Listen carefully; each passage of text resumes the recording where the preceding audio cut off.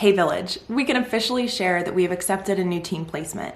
And in this video, I wanted to talk about what those first 48 hours look like. And the first 48 hours can be pretty nerve-wracking, whether you're an experienced foster parent or especially if you're a new foster parent. There's just a lot of unknowns. And John and I have kind of fallen into this habit where we kind of have this like formula that has worked for us. Usually within those first 48 hours, it kind of goes into the first week when a new child is placed in our home. So I'm hoping that by sharing what has worked with us, you can kind of steal some of these things, adapt it to fit your family, your lives, and the kids who are coming into your care. And I want to start off by saying that what I'm going to share is going to be dependent on the child who's coming into your care. So we adapt this based on the child. So depending on their age, their developmental needs, sometimes you're not going to know how long they're going to stay with you. Sometimes you'll get a general idea like, oh, they might be here a few weeks, maybe a year. And of course, that's going to impact some of the things I'm going to talk about. And for us, everything boils down to in those first 48 hours,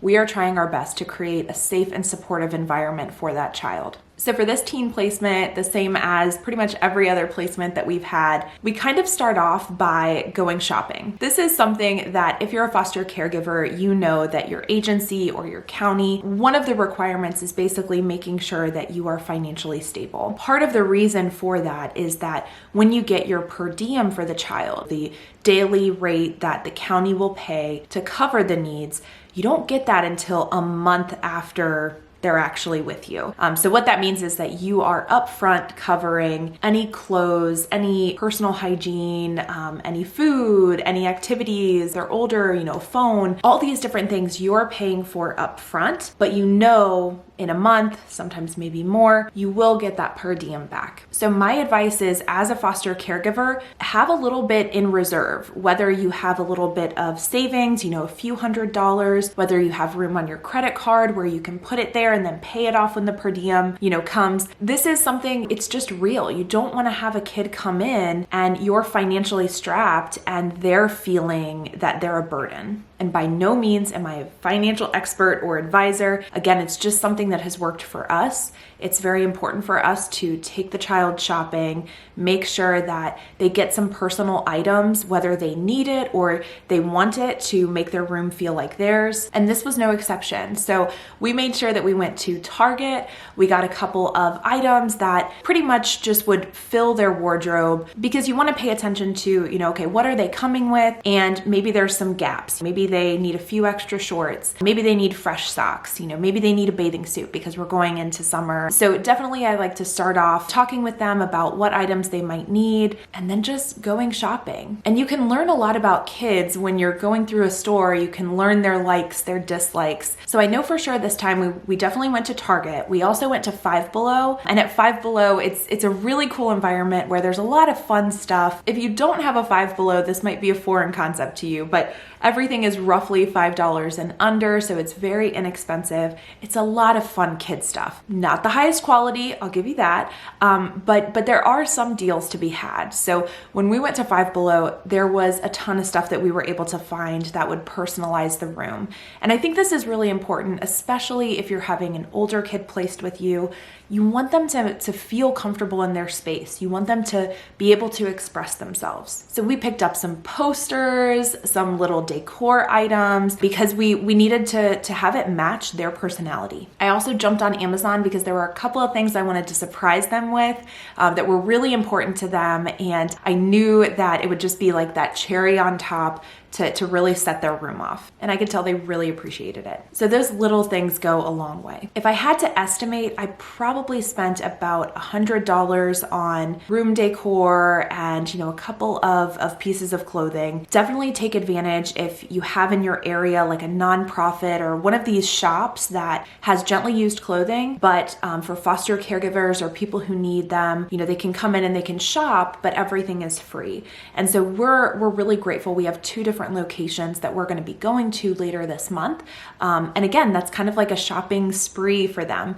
They can go in, they can pick out anything that they want. And these are also organizations that we donate to. So it's kind of like a give and receive type of thing. And if you get a placement where they really are coming with very, very little, you can't get through those first couple of weeks where you can get to a store like I was describing, and you don't have funds to create a whole new wardrobe. I know sometimes you'll get a voucher from your county, and that definitely helps. Usually if a kid is coming with nothing, that voucher is not going to cover everything, but it definitely does help. But in those situations where you're waiting for a voucher or you don't have a store that you can shop at for free, definitely have a little bit on reserve so that you can make sure the needs of that child are being met. Also, reach out to your community, reach out to your neighbors. We did that in the past when we needed it, where we knew that we couldn't create a whole new wardrobe for multiple kids. We were able to reach out to our neighbors, and they really showed up for us. So don't feel like you have to spend the money. There are definitely ways to get resources, but I would just suggest have a little bit on reserve so that the child can really pick out new items, because that really helps their self-esteem. It shows that they're worthy,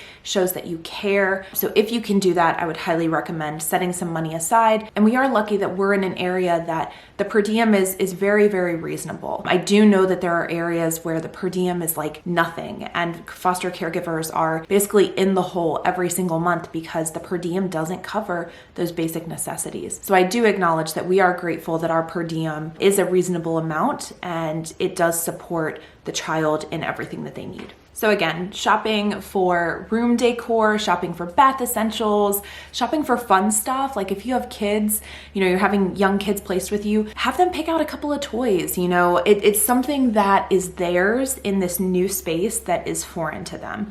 So those little gestures go a long way if you can afford it. Another physical way that we create a safe and supportive environment is around food. I think it's very important to go grocery shopping with your new placement if you can. Again, this depends on developmental needs, but having them come with you, having them pick out specific items, this is a way to really learn from the child. Because if you ask a kid like, hey, what do you like to eat? You're gonna get like a very short list. But if you take them into a grocery store and they're presented with all the fruits, vegetables, cereals, chips, they're going to say, oh, I really like this. And some of those things you might not typically buy in your home. Consider cultural differences. Things that I buy, another family might not buy. So if they can point out different things that make them remember their home, their family, and if I can prepare that for them and that makes a difference, it's totally worth it. So in this case, I think I did a Kroger delivery order before the placement. So we were pretty stocked up on a lot of the essentials.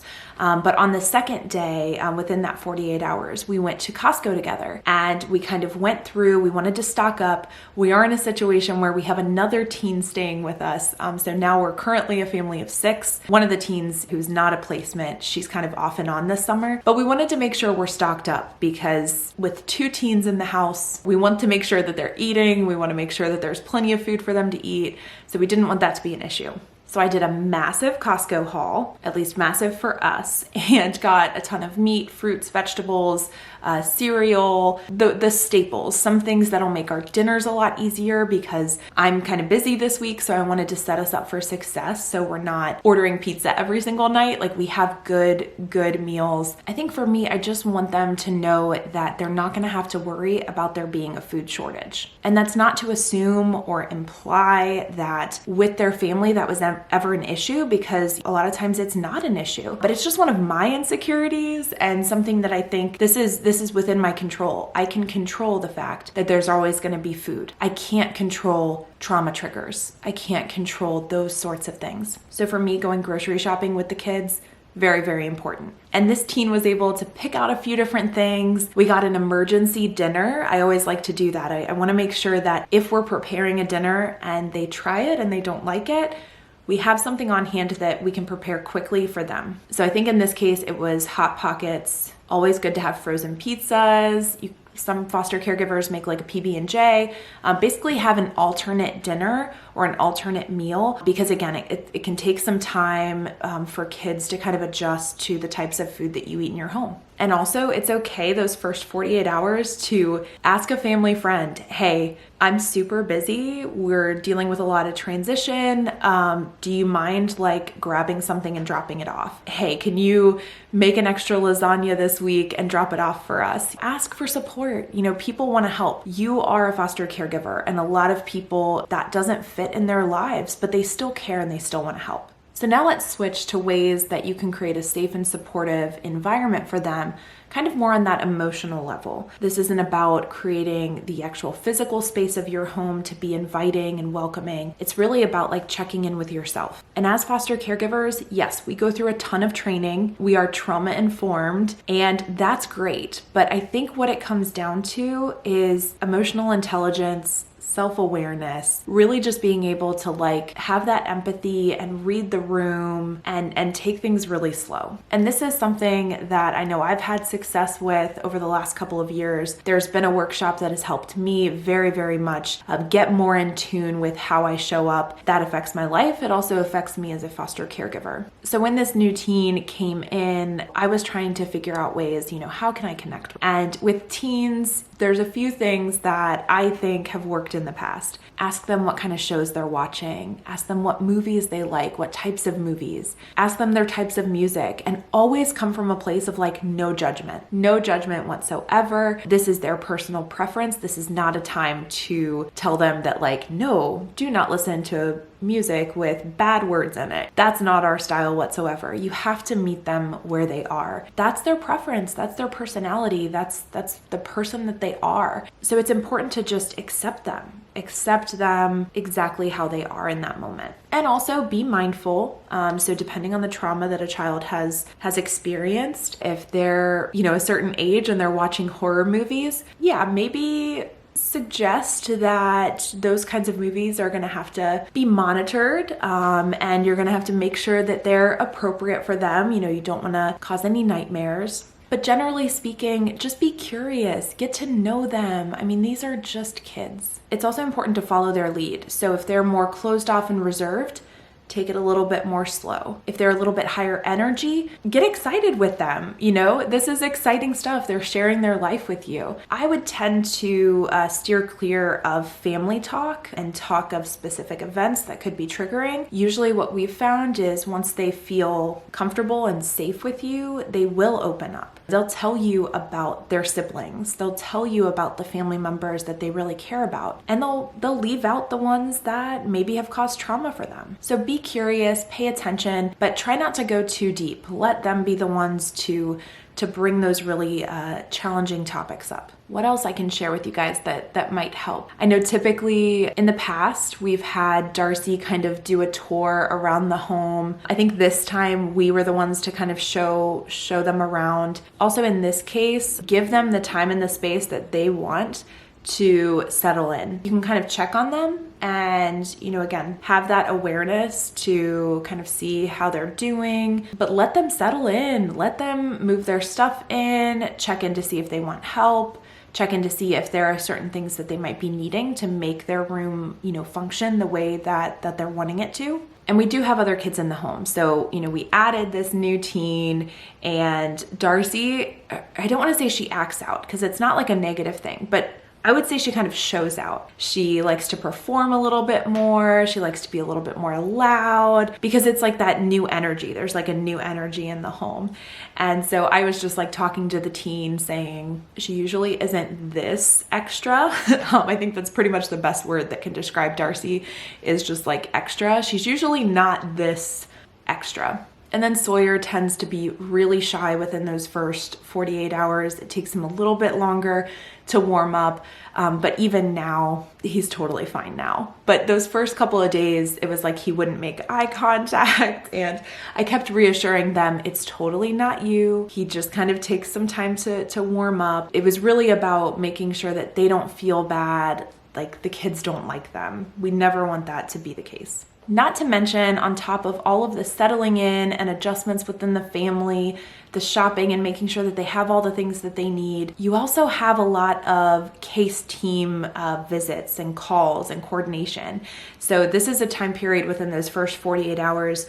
I'm meeting a new caseworker. They're coming out within like 24 hours of placement to check your home, to check the child, make sure that they're comfortable. You might start hearing from therapists if you have a caseworker for your family, which is sometimes the case. The child will have a caseworker and then you'll have a caseworker. So you're going to be hearing from both of them. There's just a number of people involved with the child's case. And so you're going to start getting those phone calls, those emails. What works for me is to have a dedicated notebook for that child. So this is for a new teen. I have all of my questions that I need to have answered. I have notes on what they're telling me, different timelines, different people. What else? Oh, another thing is when you do meet the caseworker, I would highly recommend going through initially, what family members, what friends, what mentors, who can they contact and how do they contact? So that's really important within those 48 hours, establish those connections that are healthy and supportive for the child. You want to advocate to keep those connections going. Asking the questions of, are mom and dad in the picture? Is mom or dad a safe parent? Who